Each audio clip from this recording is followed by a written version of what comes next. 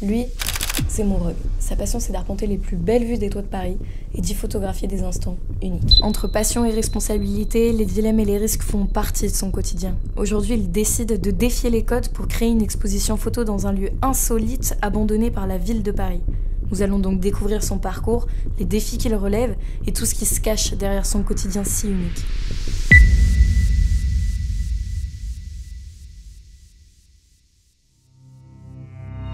Mes parents, à chaque fois que je partais en voyage, ils m'offraient un petit argentique. Et en vrai, j'aimais trop documenter mon petit voyage avec une petite photo. Quand je bouge sur Paris, là, je prends mon argentique et puis je documente mes balades avec mes photos et mes vidéos, quoi.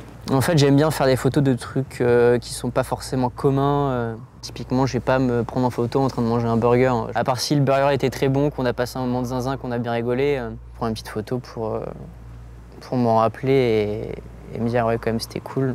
Le paysage est beau ou l'instant est particulier. Même des fois il y a des photos qui sont nazes, mais le souvenir derrière est super cool. À quel point est-ce que tu es prêt à faire vivre ton art ? Je sais pas s'il vit vraiment déjà, mais ouais, je m'amuse quoi, je fais mon truc, je fais mes vidéos, je fais mon machin. Qu'il y ait les réseaux ou pas les réseaux, dans tous les cas, je le ferai pour moi. Là, en l'occurrence, je le partage. Fut un temps, je le partageais pas quoi. Je pense pas me mettre en danger. Après, oui, on va te dire, tu te prends à une grue, c'est hyper dangereux, machin. Surtout qu'en plus, je filme comme un clochard, je filme avec mon téléphone dans la bouche. Donc quand t'es suspendu avec ton téléphone, machin, ça m'est déjà arrivé de retractionner et de taper mon téléphone. Donc oui, forcément, c'est dangereux, mais je me suis toujours dit si mon téléphone devait tomber, il tombera. Même par rapport à la photo, si j'ai pas l'angle que je veux ou le truc que je veux, tant pis, je le fais pas. Si je me sens fatigué, je le fais pas. Si j'ai pas envie de le faire, voilà, c'est pas grave. Comment tu vis la balance entre ton art et ton travail ? Comment je le vis bien. En vrai, je le cache pas, hein. Donc si quelqu'un tombe dessus, il va le savoir. Dans l'atmosphère où je suis, avec les personnes que je travaille, je m'en bats les couilles qu'ils le sachent. Mais c'est plus les personnes qui vont être au-dessus. Je monte ma tête et que je dis ouvertement que je fais ce métier, etc. Forcément, ça va pas passer, tu vois. Je fous de ma tête comme ça, moi j'ai pas de problème, je la montre au moins comme ça, j'ai pas de soucis. Et puis, il n'y a pas de lien direct avec... entre mon taf, mon activité et ce que je fais, quoi. Comme ça, moi, je suis tranquille. Quel défi tu rencontres dans le fait de shooter à l'argentique, justement dans ces milieux urbains ? Des fois, j'ai envie de prendre une photo d'un axe, et un toit, ça fait pas non plus 50 mètres. Du coup, quand tu veux te décaler, des fois, t'as pas l'espace et t'as pas l'angle de vue que tu veux avec le monument que tu veux, machin. Du coup, c'est relou. Je m'adapte au milieu, quoi.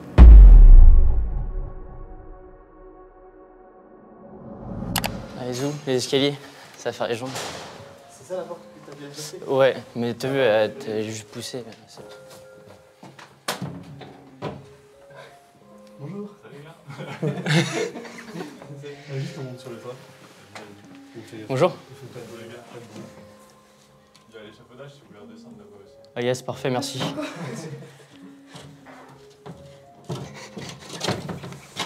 Ça arrive. Que les gens ouvrent, ouais, ça arrive, mais quand on grimpe, en général, ça arrive pas. Surtout sur les descentes, en fait, on fait beaucoup de bruit. Ouais, c'est ça, en fait. Après, il y a des fois des vieux, ils cassent les couilles, genre... ils ont peur de faire comme voler, en fait. C'est rare.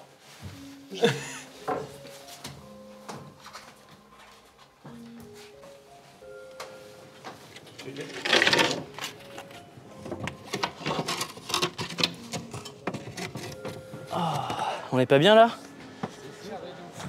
On est ouf? Zou? C'est un truc de zinzin. Laisse tomber.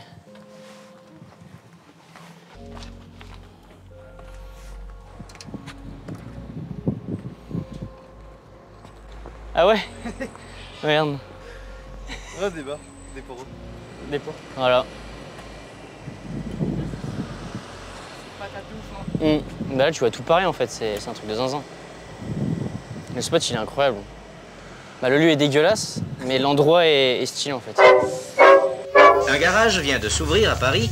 Un chariot vient saisir la voiture par les roues arrière et l'entraîne vers le mont de Chartres. Nous sommes en plein Paris, dans le 9e arrondissement. Là, on a un parking qui date des années 60.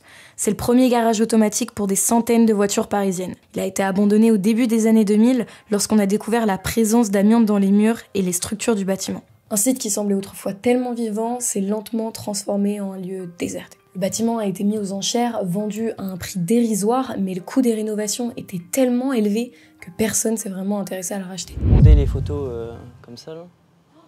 Non, mais justement, je voulais suspendre ici, en fait.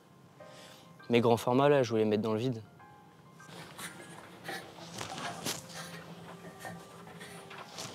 Attends, faut juste que je mesure là-haut.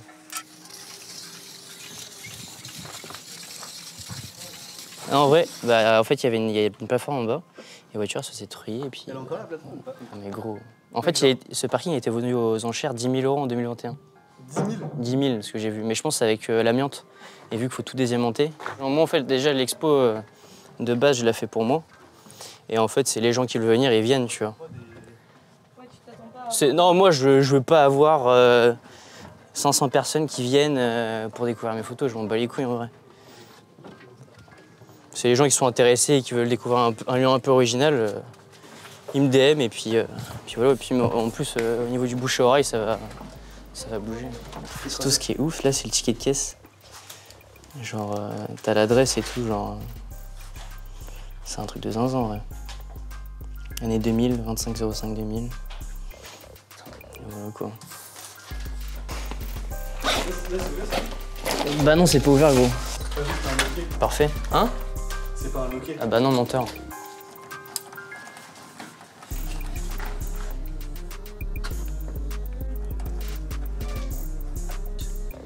Oh, les fils de...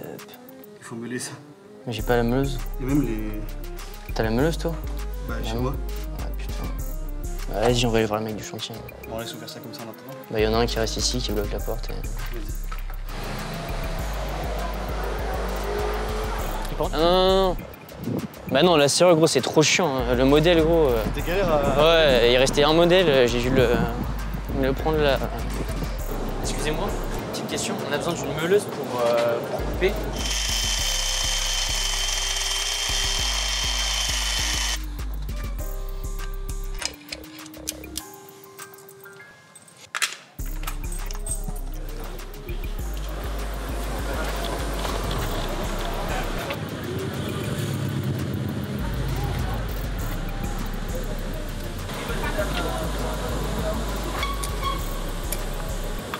Allez, zoom. Bon, là, je pense que... Vite fait bien fait là. Vite fait bien fait. Bah, zoom. Est-ce que tu penses que ce que tu fais, c'est dangereux? Ben, directement, moi je te dirais non parce que en fait ce que je veux dire c'est qu'on monte juste sur les toits, on fait pas du free solo, tu vois, on est tranquille sur un toit, on marche, non, moi je trouve pas ça dangereux. Après forcément il y a des passages plus dangereux, quand t'es sur le toit, t'es tranquille, genre t'as pas de risque quoi.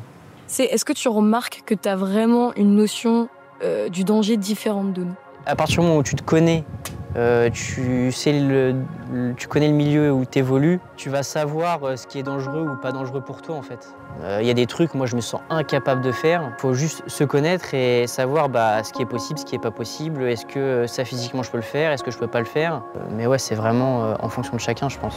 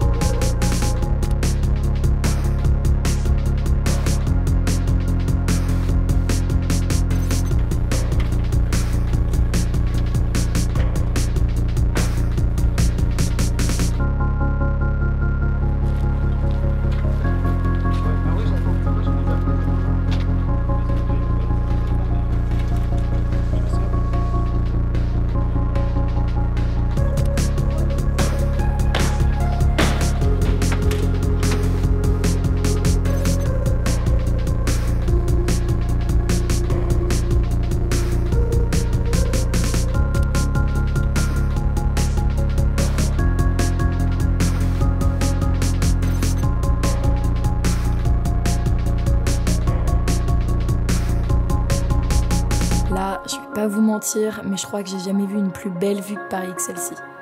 Vous savez, grimper sur les toits, c'est bien plus qu'une simple aventure. En haut, on se sent autant vivant qu'autant infime, et on peut prendre le temps de respirer. Ce jour-là, ils m'ont appris à quel point c'est important de croire en ses projets. C'est quoi du coup qui est dangereux pour toi? Bah en vrai quand t'es seul, hein. C'est ça le plus dangereux, c'est que t'es tout seul, t'arrive une merde, bah c'est relou quoi. Est-ce que le côté groupe, il vient pas influencer un peu ce truc-là? Parce que par exemple, la grimpe qu'on a fait ce matin, moi, je l'ai vu, j'ai fait non, je suis incapable, tu vois. Mais genre avec vous, avec vos aides, genre j'en ai été capable. Est-ce que du coup parfois ce truc de notion de groupe vient un peu déstabiliser ta relation avec le danger et avec tes compétences? Bah typiquement ce matin, tu te dis ouais je peux pas le faire toute seule. Mais au final, une fois qu'on te donne un bras, qu'on te tient, que tu te tiennes au-dessus de 2 mètres ou au-dessus de 50 mètres, je vais pas te lâcher, tu vois. Et même c'est même mieux qu'il y ait du monde parce qu'ils sont là pour t'aider. Que tout seul, tu vas faire un move mais il y a personne pour te rattraper quoi. C'est quoi la réaction des gens que tu crois sur les toits? Bah déjà, il y a plusieurs steps dans l'accès du toit. T'as le moment où tu rentres dans l'immeuble, soit il y a un gardien, soit il n'y a pas de gardien. Soit tu leur expliques que tu montes sur le toit, soit tu leur mens. Au début, on montait beaucoup avec Léo, mais on s'est rendu compte que ça ne servait à rien en fait.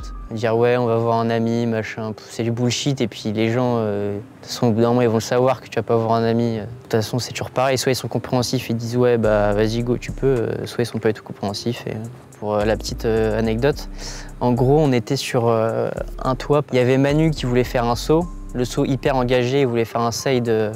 C'était un 13 pieds, je crois, un 12 pieds. Enfin bon. Il avait fait des preps avant. Et là, il y a une meuf qui ouvre sa fenêtre. Sauf que là, elle dit ouais, c'est hyper dangereux. Là, vous allez mourir, machin, truc nu. Moi, je fais pas ce genre de saut. Mais si Manu, il fait ce genre de saut, il est préparé. Au bout d'un moment, il faut arrêter. C'est parce que les gens, ils font pas de sport qu'il faut généraliser et dire ouais, là, c'est hyper dangereux, tu vas mourir. Si t'es prêt et tu vas le faire en fait.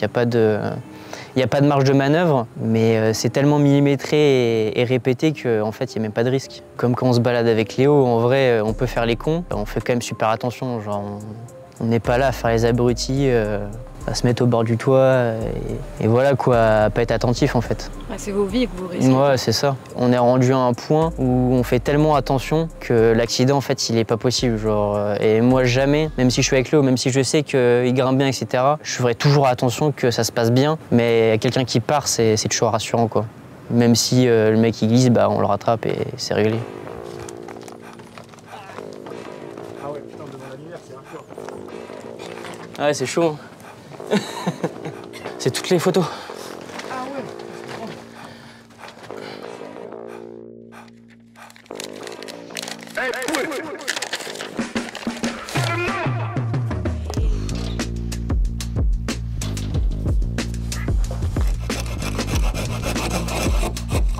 Le truc, c'est de tout laisser et qu'en fait, au fur et à mesure du temps, il y a des artistes qui prennent aussi des capsules dans le parking.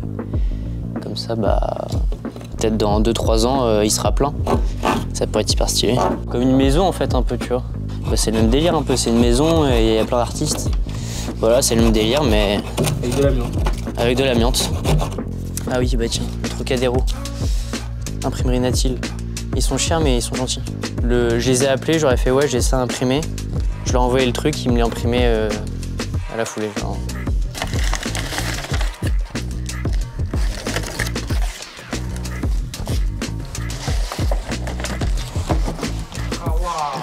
Ah ouais, c'est vénère. Aïe aïe aïe.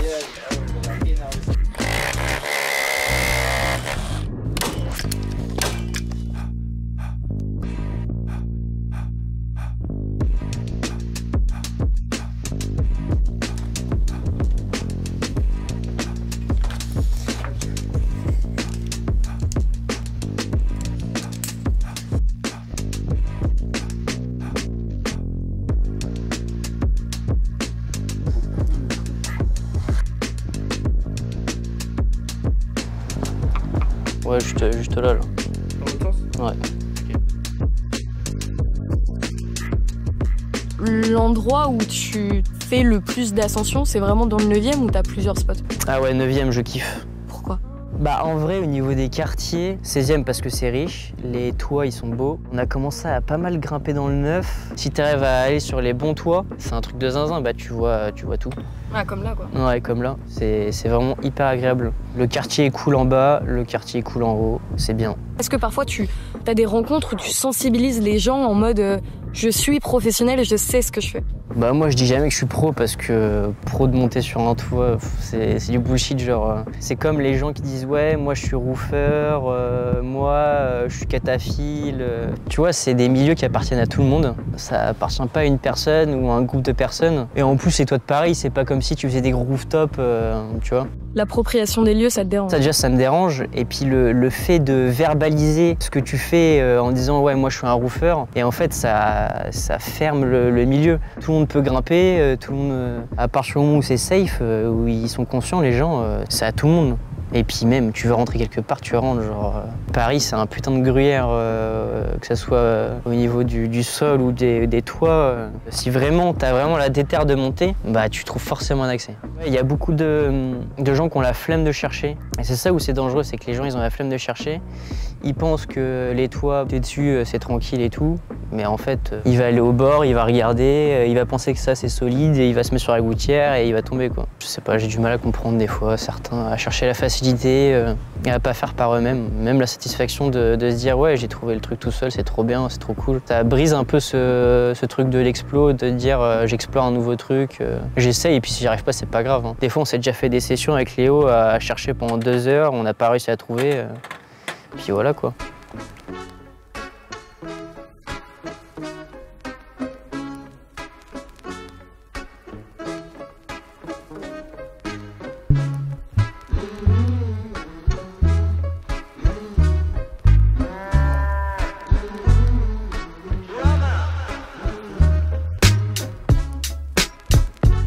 Wesh la zone. Et pour la mode faire des shoots ou alors soit filmer des filles, ce serait des conduites pour l'année prochaine. Mais voilà, il y a moyen de faire des trucs très vénères ici quoi. Comment ça t'apprend à faire par rapport à... Ah moi j'ai trop de la modalité de l'école. Allez. Merci.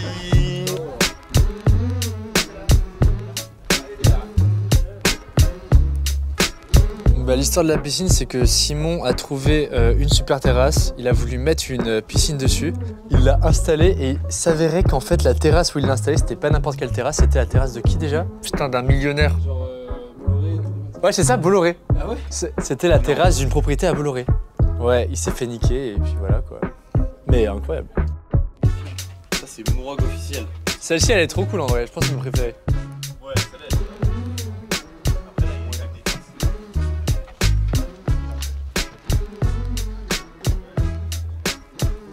Là, on est sur ton temps de parole. Est-ce que du coup, tu aurais un message que tu aurais envie de laisser passer, soit aux gens initiés du milieu, soit à des gens comme nous qui sommes totalement externes? Juste faire attention, c'est plus ça. Et puis être conscient de ce que vous faites. Comme je disais, moi je suis pas un porte-parole, je suis pas là pour dire ouais ça c'est pas bien, ça c'est bien. Je suis pas là pour juger, moi je fais ça pour le plaisir, puis voilà quoi. Faut se faire plaisir. Voilà, mission accomplie. Mourog a une fois de plus prouvé que quand on est passionné, on peut vraiment transformer n'importe quel endroit en œuvre d'art. Son parcours, c'est un peu ça. Défier les attentes, oser sortir des sentiers battus et montrer que tout est possible avec de la simple détermination. Alors, qu'est-ce que tu attends pour foncer? Merci d'avoir suivi cette aventure. N'oublie pas de t'abonner et on se retrouve bientôt pour un nouveau reportage.